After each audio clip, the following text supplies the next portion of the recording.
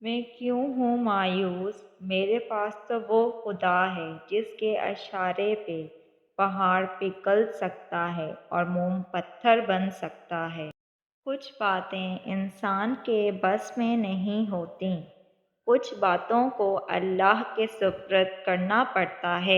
بس یقین رکھو اللہ پہ، وہ تمہیں ویران کنویں سے نکال کے ساری سلطنت کا بادشاہ بنا سکتا ہے۔ اللہ تعالیٰ فرماتا ہے، تو میرا ہو کر تو دیکھ، سب کو تیرا نہ کر دوں تو کہنا۔ اللہ ہر دعا بہت غور سے سنتا ہے، کچھ پہ جلدی کن فرما دیتا ہے اور کچھ اپنے پاس بہت سنبھال کے رکھتا ہے۔ اگر دیری کا مطلب اللہ کا انکار ہی ہوتا تو وہ اتنے لمبے انتظار کے بعد حضرت یعقوب کو حضرت یوسف سے دوبارہ کیوں ملواتا؟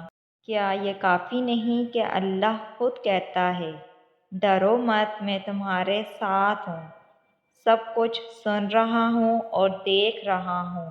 دنیا کی بہترین مصروفیت پیارے نبی حضرت محمد صلی اللہ علیہ وسلم پر درود بھیجنا ہے۔ اور جب وہ ربط توڑتا ہے نا تو پہلے سے زیادہ مضبوطی سے جوڑتا ہے۔